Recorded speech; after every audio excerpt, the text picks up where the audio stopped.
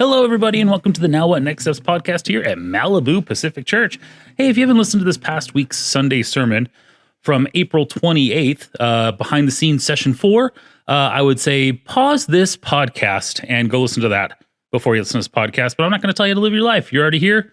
So let's have a conversation after the conversation. We have Andy here. Hey, everybody. Oh, yeah. And man, behind the scenes all the entire month of April. It was good. What were your really thoughts well on that? I think it went well. I think it's really good for us to know why we're doing what we're doing, how we're doing it, and this last week, how you fit in.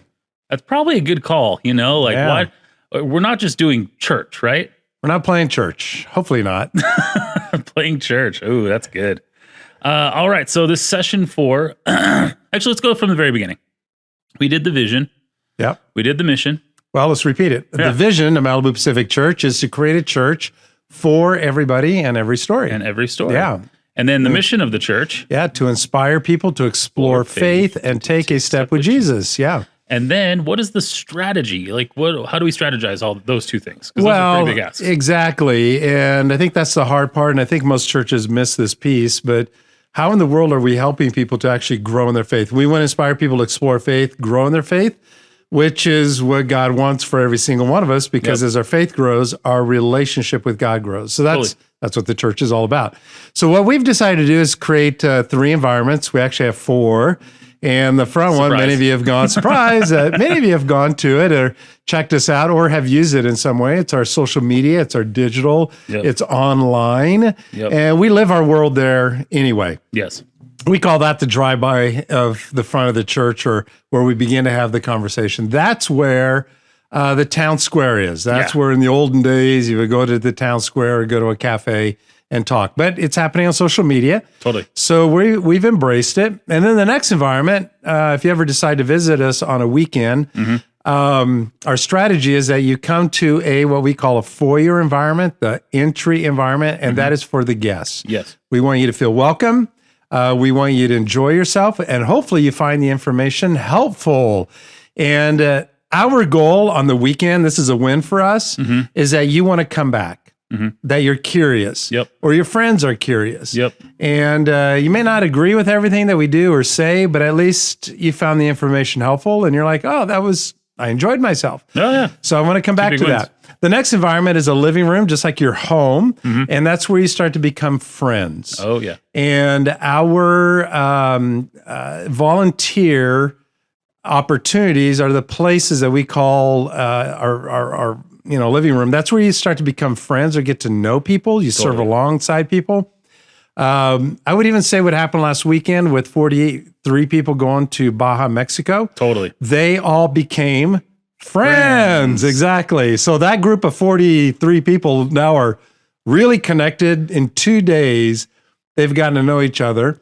And we do other environments, some of your ideas, which is axe throwing for guys, or even wine tasting up at Westlake at the, it's not a winery, but the restaurant. I always forget the name of that place. Forget the name. Stonehouse. Stonehouse. Thank you. Stonehouse. Whatever. We've created fun things for you to connect with each other. So much fun. Yeah. For the kids and families all to connect with each other. Anyway, you become friends. Totally. And then the last environment, the win for us, is that everybody ends up in the kitchen, which is where you become family. Those are our small groups. Totally. We say circles are better than rows. Circles are better than rows, because life change happens in circles. Absolutely. Not in a row on a Sunday morning. You can't. You're looking at the back of somebody's head. Yes. But when you circle up and you have a conversation, you share life with people, life change happens. That's where belonging happens.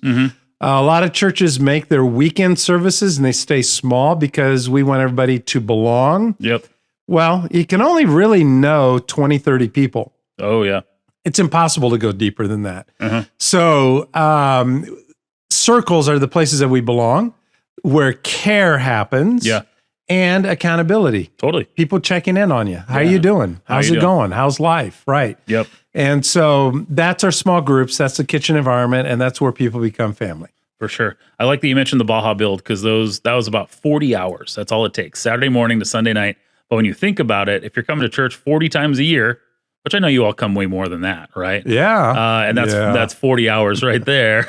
you get almost an entire year of hangout within that one That's right. weekend. That's right. And so that's why people became so close and good friends. We just came from a meeting just hearing all the wins from that weekend too. And it was just this like win after win after win of friendships. And then as we were eating lunch together, still talking about just how great it was. And we want you to sign up for the next one. We do 2 of these usually every year. One in the fall, one in the spring. And if you have any questions, you can go to malibupacific.church/Baja to find out more information on why we do that and Baja Christian Ministry, in which we partner with. And your generosity makes that happen. That's right. Thank you, everybody. Thank you. 2 houses. 2 houses, 2 families completely changed. They have homes now that they go to with kids, and it's just amazing. So thank you for that generosity. All right. So we are in session number 4 now, engage, the engagement of the church. As you were thinking through the vision, mission, strategy in this series, the behind the scenes, the engagement piece, I felt like it was like one of the most important parts. I mean, they all work together, but I feel like the passion that at least you brought while you're talking through this, and it was just like, oh yeah, this is the piece, because all these other things can sit on paper and look pretty on paper and have nice little bumper stickers. And I think every company has their vision statement, their mission statement on the hall. Yeah. But if it's not actually applied, yeah, kind of like BP Oils is like a clean earth or something like that after really? the Gulf of Mexico. Yeah, I'm not even joking. Yeah, it's like that. Or Enron, we are a company of integrity. If anybody remembers that, it's literally written on the front of their building. Totally. Yeah, and this whole thing was anything but. It was. So you can have it written on your walls or on your signs, Yeah. but you're right. If you don't have this piece, it's putting it into action. Absolutely. And that was the big call to action this entire Sunday. And I loved that you were talking about that the congregation, the people who are here, like, you are the church. It's not the building. The building's a great, resource. And I know we've said that 100 times, 1,000 times, but it's like you're the church, right? Yeah. Can you go a little bit deeper on that thought process that you had, that you are the church and you are your church? Well, and it goes full circle, because when Jesus said, I will build my church, he said ecclesia, not a building, but a people, a gathering, a community. So when he said, I'm going to build my church, what he's saying, I'm gathering people. Yeah. So week 4, you are the church that he's saying I am building. So I'm helping you, all of us, grow in our faith with him. And I'm growing the church, the gathering, the assembly, the congregation, which means a gathering of people. I'm going to grow the church. So what is he growing? He's growing you are the church. Yep. So what he said in week 1 is actually a repeat, and we got practical about that. Yeah. That when he said, I'm building the church, that's you. Yeah. That's us. Yeah. We are the church that Christ is building. Totally. And I loved about, when you're talking about staying connected to Jesus in that time, staying connected to the vine, the brand, and you did the whole cutting off the finger thing too. Yeah. I think that was pretty memorable, because I don't know why everybody kind of winced when you put your finger on the table. Like I was going to do it. He's like, all right, I'm going to do this right now. Let me show you. Yeah. And I heard a couple, and I'm like, it's just his hand touching his finger. It's okay. That's funny, isn't it? Yeah, it totally is. I wish we would have that reaction when somebody's leaving the church, or when somebody's walking away from the faith, or somebody is not connected. I do meet a lot of people who were a part of the church, they've left, and they're not connected. And so I wish we would have that same reaction. That, it's not healthy for a Christian who's not connected to a local church. And there's so many people who float around. Yeah.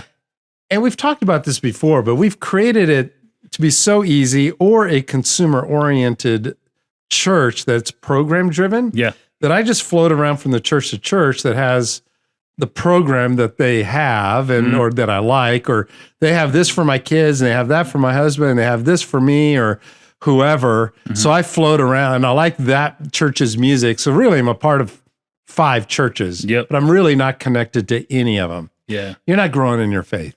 Yeah, because how do you get accountability with zero? Well, maybe some people do that, and maybe I'm talking to you. You can't grow with without accountability. You can't. Yes, I agree. So when Jesus is with the 12 disciples, and remember, Jesus started the idea of the small group movement, and he started with 12. It was actually his idea.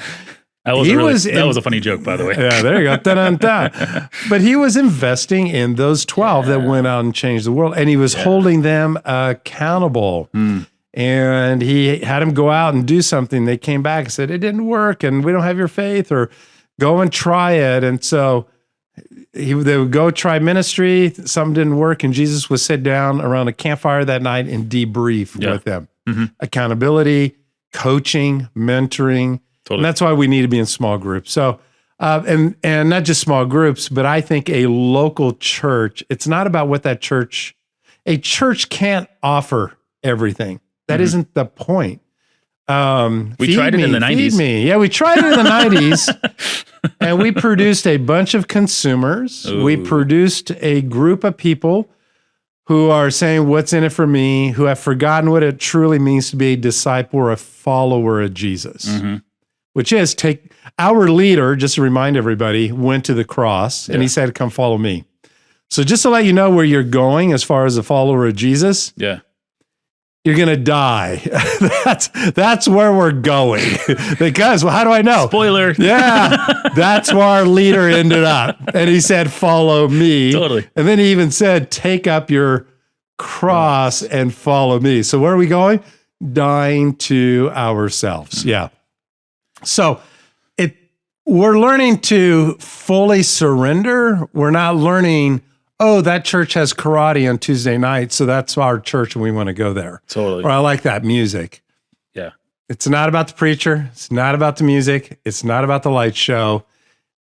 It's about what group of people are you connected to, the church, ecclesia, that you're doing life with, and all of you are growing together and learning to follow Jesus and be disciples. Absolutely. Apprentices of Jesus. Yeah. I know we've talked about this before, but I want to emphasize it again. I feel like some of the most important moments of the Sunday experience happens not during the service. It happens on the patio. It really does. It really does, where people debrief and to ask questions. I love just like saying hi to somebody and then also getting questions of like, so what'd you think about that? Like there's always this thought-provoking moment where it's like it's starting to be built into the DNA it's okay to have conversation. It's okay to have questions. And it's not just like, okay, now go to your car and you did your checklist of church. Now you went through your dry cleaners.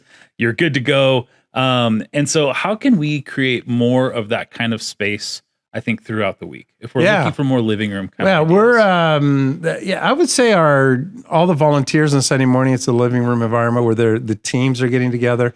But as you notice, if you come on site, that we're really beefing up what happens after the service, the connections that are happening after the service. So, that's the beginning of becoming friends and connecting with each other. Absolutely. And then I love the connection point that you said, because you worked on this for months, is what you said in your sermon, is that here's an idea for everybody to go and have a barbecue with a neighbor. And that's our church growth strategy. Yeah. Right? Yeah. And it was met with a little invest and invite. Exactly. And it was met with a little bit of crickets. Like, wait, what do you mean barbecue with a neighbor? Like, people were confused. And I was laughing really hard in that moment, because it was like you had your arms open and going like, no applause. Yeah. Like, it's that simple. Just connect with your neighbor, love them. Yeah. And then people are like, okay. And you're like, no, it's too late. Yeah. It's too late. We got to get back. We got to go back to step one. Yeah. What were your thoughts and feelings with that? Yeah. I mean, one way to care for the church, and you begin to see the church differently through the eyes of the person you invited. So people who want 45 minutes of music, when they have their friends and they're not singing, they would say, that is going too long. My friends aren't singing. It's getting awkward. Yeah. 2-3 songs, that's good. So the way, that joke doesn't work here, my friends. Everything you see when you invite your friend, you start to see the environments we've created through the friends that you've invited. So it changes you, actually.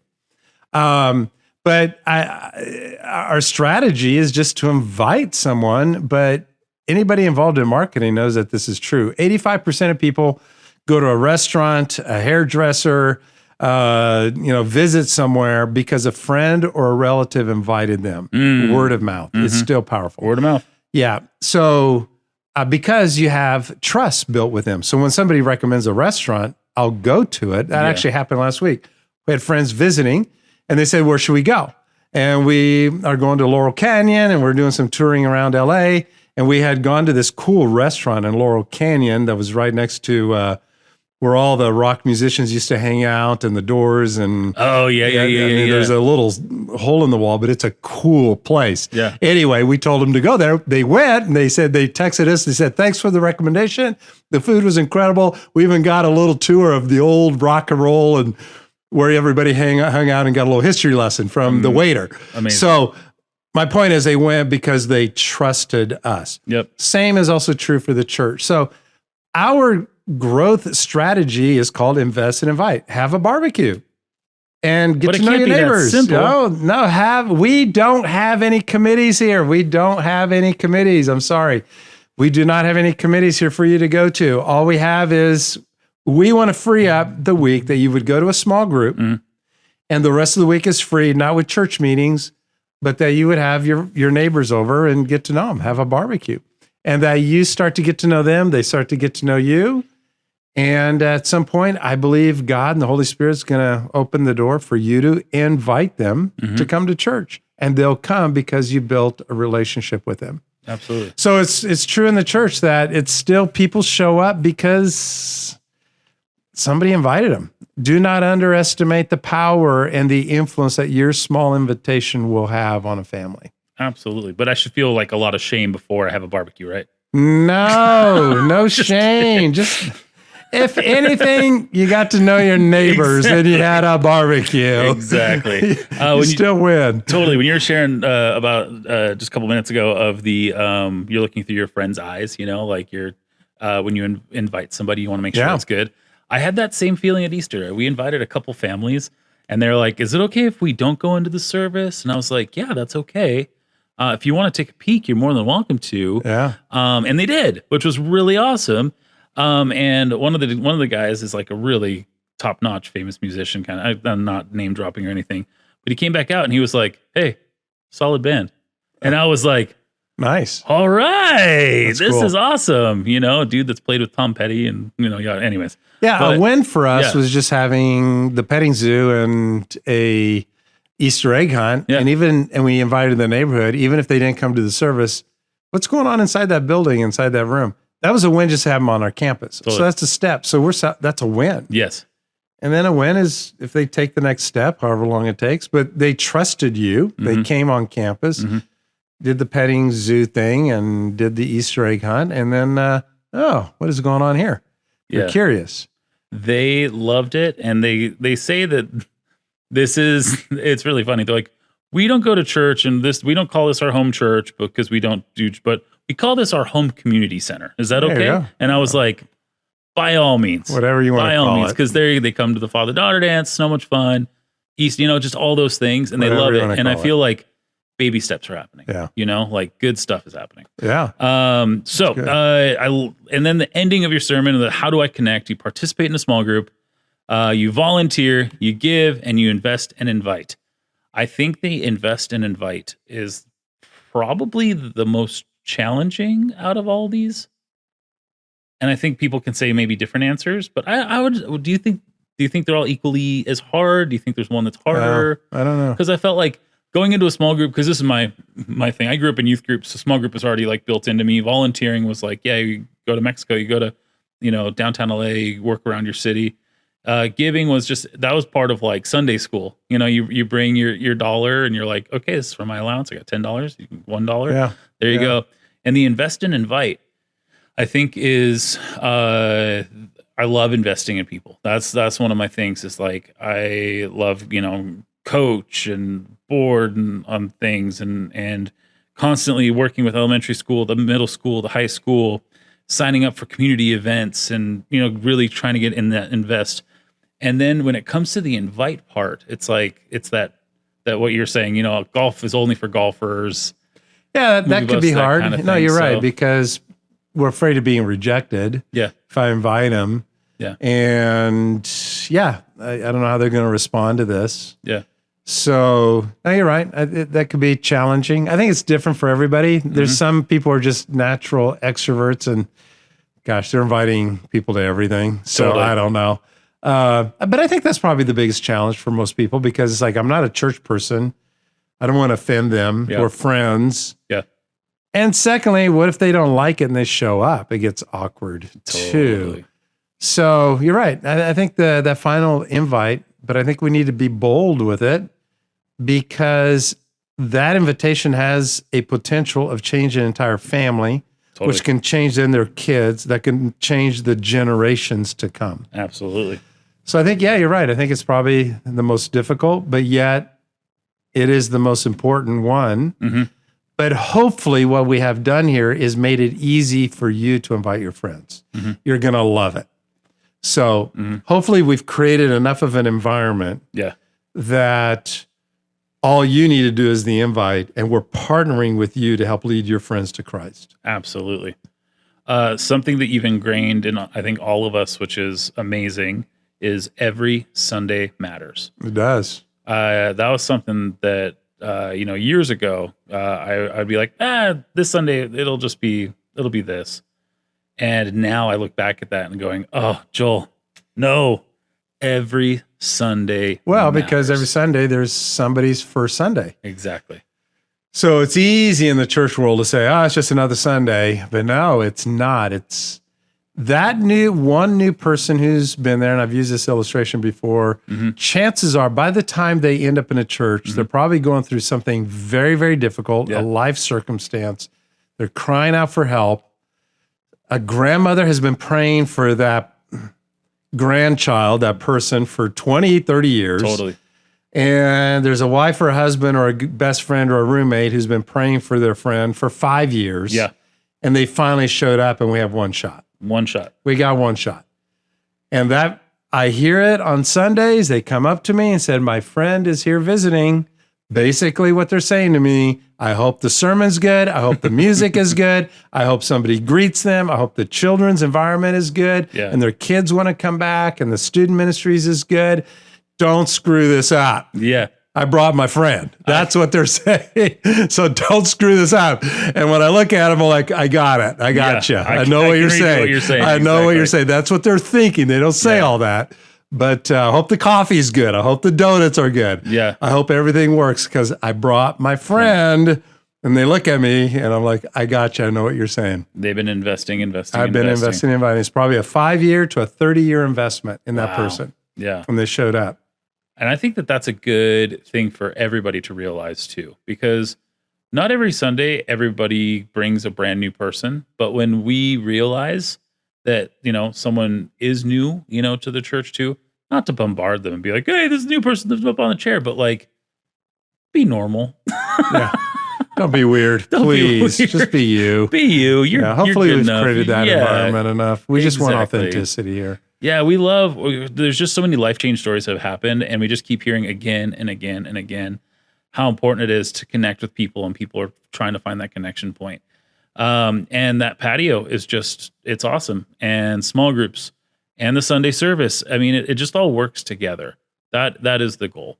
All right. So behind the scenes is wrapped up. Do you feel like everybody got to see enough behind the scenes at MPC? Is there something else that you would want to share that you'd be like, you know what? There'd be one more thing. No, well, I think the one more thing is this next weekend. So come on Sunday, and we have the big reveal. We have a big announcement. Oh yeah. We also have tacos. So what I wanted to say at the end of the service, are we bribing you to come back to church on Sunday with tacos? Yeah. And the answer is yes, we are. And unashamedly. Surprise. Whatever it takes. I don't care. It says big announcement and tacos. Okay. So Hopefully something will bring you here. something will bring you here. Because we're preparing this church for the future, and we want you to be a part of it. Well, yeah, no, there's a lot to explore, but no, I think hopefully you can memorize, and not only memorize mission, vision, and strategy, but you start to engage. You become champions of it, right? Be a champion of it. There you go. That's really good. And Yeah. also cheerleaders exactly for the vision. And it's fun too, because it's not necessarily like protector, but you can run defense with it too. Because if it doesn't fit in those three things, you can be like, okay, yeah, we don't need to add another program for the sake of program. No. We just need to be a church for everybody in every story, right? Yeah. We need to There's a inspire lot people. of great ideas out Yes. there. We spend most of the week saying no to things to figure out what is the one or two things that helps us help you grow in your faith. Exactly. And so we're hyper focused on those things. Absolutely. Karate's great, but there's a couple dojos pretty close. Go downtown, get your karate lesson, but nothing against karate. I don't know Exactly. why I said that. I But don't know. anyway, whatever program it is. Totally. But the things that we are picking here, they're very strategic. Yeah. They are planned. They're very purposeful to help you grow in your faith Yes. and connect with God. There's not a thing that isn't on the calendar that's like, well, I guess we'll just see what happens. We don't need to be busy. No, we We don't. don't need another program. Don't need another program. Yeah. So amazing. Well, we have a new series that's starting off here this next week, Making Room for More. That's right. All right. More what? S'mores? Oh, no, you just got to come. We'll see you Sunday. Okay. All right. Got to come. Cliffhanger. Yeah. Not even a little morsel. Nope, just No, come. Just come. Oh, wow, bold. All right, let's hear that. That is a clear action step, and we want to see you on Sunday at 10 a.m. on site or online. Let us know you're coming. It's going to be awesome. We got tacos. It's Cinco de Luncho, some fun and stuff like that too, an amazing sermon, and the most important part, big announcement. That's right.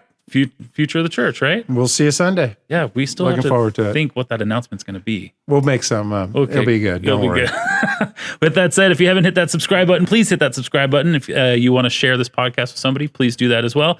If you haven't listened to the sermon or you have listened to the sermon, you know somebody who needs to listen to that sermon, send that text. Just share that button, because you know what? That one little invite can spark a whole generational change, and you could be a part of that, which is pretty amazing.